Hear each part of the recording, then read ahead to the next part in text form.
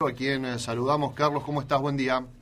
¿Qué tal? Buen día, ¿cómo están ustedes? Muy bien, aquí estamos a nada de las PASO, Carlos. Hay un par de días para ya terminar esta primera etapa de campaña y definir quiénes serán los representantes de cada alianza, de cada partido, ver si alcanzan o no el piso. Y en medio de todo eso, como en cada elección en los últimos años, se juega mucho o se habla mucho de las encuestas que después la mayoría de las veces terminan siendo muy erráticas, ¿no? O hay mucha diferencia entre lo que se dice previamente y lo que dicen las urnas.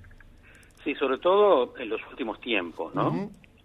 La verdad es que ha habido un aumento del margen de error, llamémosle así, de la mayor parte de las consultoras en la Argentina con respecto a las elecciones, yo diría de la pandemia para acá, y en realidad hasta cierto nivel de escepticismo, ¿no? Como decís vos, en los últimos días ya aparecen encuestas de todo tipo con respecto a las elecciones, y cada vez la gente confía menos en lo que lee o en lo que escucha, porque ciertamente los márgenes de error han ido aumentando. Yo digo, el ejemplo más grosero tal vez lo vimos en la última elección de la ciudad de Córdoba, ¿sí? Uh-huh, sí. Donde De Loredo supuestamente iba a ganar por 10 puntos, 12 puntos, y termina perdiendo por 8, es decir, una diferencia de casi 20 puntos con respecto a las consultoras.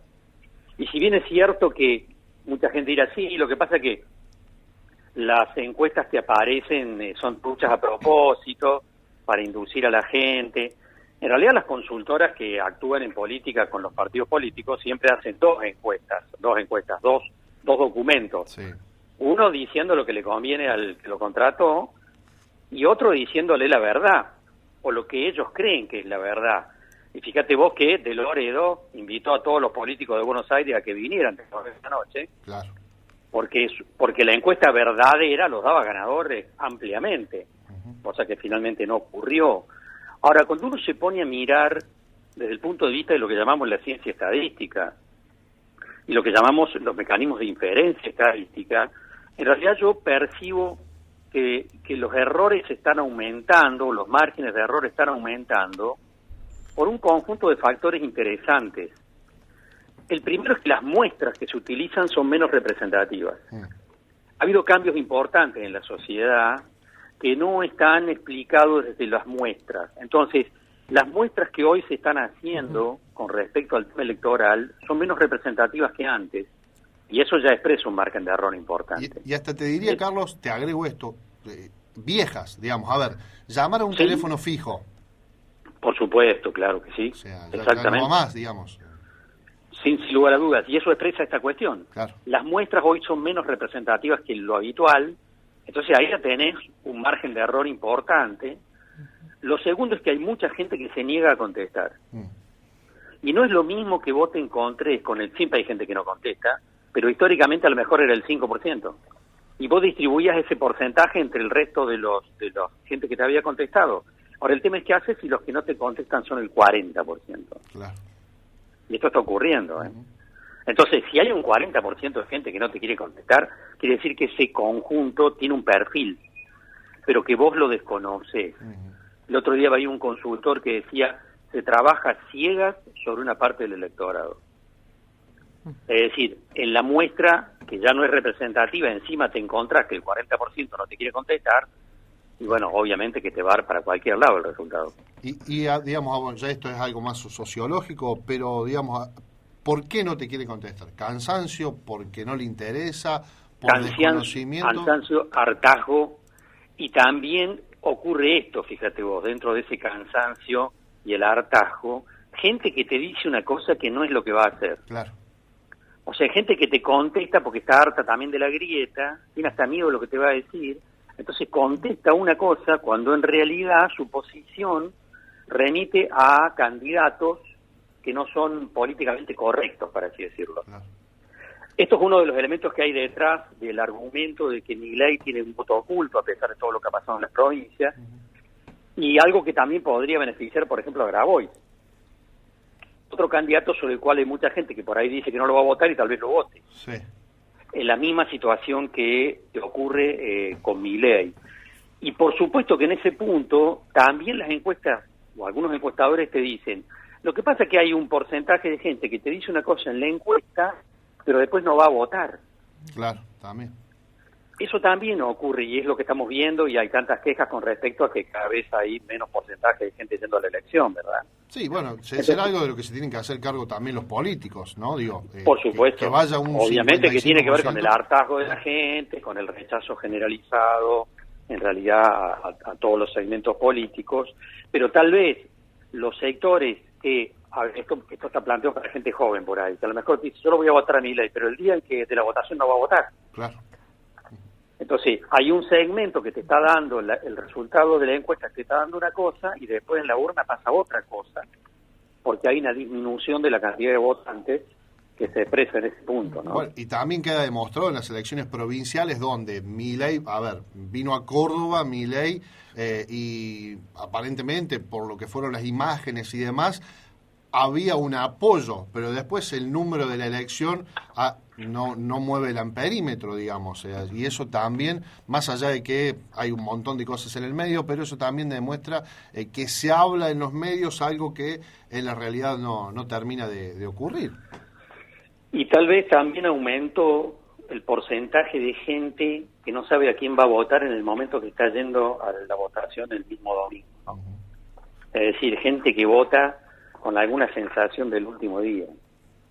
Esto siempre ha ocurrido, pero es probable que frente a todo lo que ha pasado, toda la incertidumbre y el desgano y el rechazo a la política, ese porcentaje de gente haya aumentado, ¿no? Y todo esto entonces muestra o hace que todas las encuestas que estamos leyendo hace que tomarlas con pinzas, sinceramente.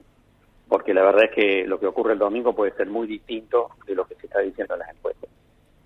O sea que para el domingo el panorama es incierto. Bueno, siempre lo es, pero hoy con un margen mucho más alto, me parece, ¿no? Con un margen mucho más alto de lo habitual, como venimos viendo en los últimos tiempos, donde lo que dicen las encuestas termina siendo muy distinto de lo que ocurre cuando se abren las urnas. Y digamos, y también creo que hay que la gente, más allá de lo que puedan llegar a decir los medios, termina votando, o en la mayoría de los casos, política y no palabrerío, ¿no? Más allá de que algunos no lo quieran hablar, digo, que algunos salgan de la política y sean solo palabras, ¿no? Sí, lo que pasa es que, yo digo, juega un rol muy importante el alto nivel de indiferencia que existe en una parte importante de la población. Y entonces es como que finalmente el voto puede terminar yendo para cualquier lado, y es algo que no se puede calcular previamente, ¿no? Carlos, pero lo cierto es que el país se juega muchas cosas a partir del domingo. Sí, claramente. ¿Qué puede llegar a pasar? A ver, si se da el escenario Massa-Bullrich el lunes, ¿puede haber algún cambio o no? Bueno, realmente hay que ver qué pasa después, sinceramente, porque es obviamente una posibilidad, pero también es cierto que es muy difícil de evaluar qué van a hacer los votantes de Milei, qué van a hacer los votantes de Larreta y el resto también de los votantes, porque en realidad qué van a hacer los votantes de Grabois. Ciertamente que no es tan fácil de predecir después si termina ese escenario planteado a partir del domingo. Milei ayer en declaraciones a un medio estadounidense dijo que si él llega a ganar va a ser más duro que lo que propone el FMI, digamos. ¿Tiene sentido? ¿Lo dijo para captar el voto duro? ¿Cómo se puede analizar eso? Y creo que es correcto lo que estoy diciendo. Porque de hecho el Fondo Monetario, en el acuerdo que hizo con el gobierno argentino el año pasado, mostró un nivel de flexibilidad que no había mostrado nunca en su historia.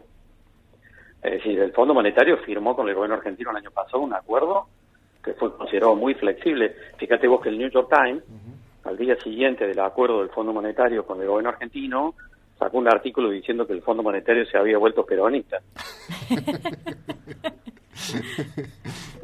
Claro, porque el acuerdo que firmó el Fondo Monetario con el gobierno argentino es el más flexible de los 22 acuerdos que firmó con la Argentina a lo largo de toda su historia, ¿no? Y podemos analizar. Entonces tiene sentido lo que dijo Milei, es creíble.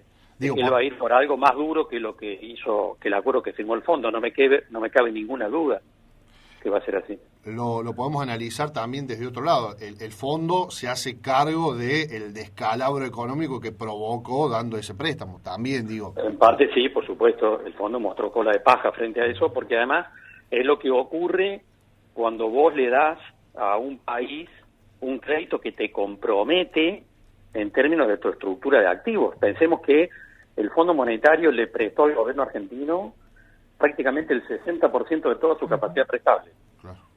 Es decir, le dio a un país de 180 socios que tiene, de 180 clientes, le dio a uno solo el 60% de la capacidad prestable, lo cual lo puso en una situación de riesgo el propio Fondo Monetario. Y eso explica entonces que haya tenido un acuerdo bastante flexible porque no estaba en condiciones de ponerse muy duro, ¿no? La última, Carlos, porque, digamos, en medio de toda esta discusión política de quién va a ser el candidato, de hacia dónde vamos y demás, en la última semana se conoció que en Ordóñez, una pequeña localidad del interior, se realizaron ensayos para lanzar satélites al espacio y que Argentina va a estar en el selecto grupo de 10 países. Eso también, digamos, hay que remarcarlo, más allá de todas las complicaciones y todos los problemas y la inflación y demás, pero, digamos, hay una beta donde no la terminamos de creer, digamos. Argentina tiene un potencial increíble y esto lo demuestra, ¿no? Más allá de que va a ser a fin de esta década y demás, pero es muy importante esa noticia. Bueno, y como tantas otras más en esa misma dirección, Argentina es el país que tiene más unicornios de toda América Latina. Se está transformando en un gran exportador de software, diseño gráfico y tantos otros temas vinculados con la llamada industria del conocimiento. Uh-huh. La semana pasada se confirmó que una empresa argentina va a vender helicópteros en Europa y tenemos empresas como el INVAP, que es uno de los grandes proveedores de turbinas nucleares en pequeña escala a nivel internacional.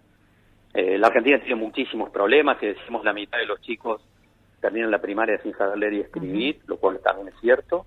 Pero también es cierto que Argentina sigue teniendo un capital de recursos humanos con altísimo nivel de calificación, que son muy disputados a nivel internacional y que con un tipo de cambio alto, es decir, salarios bajos medidos en dólares, nos hace bastante competitivos a nivel del mercado global. Carlos, muchas gracias por tu columna. Chao, buenos días, que anden bien. Un abrazo grande. Carlos Segiaro hablando de, el escenario electoral y las encuestas, poco confiables.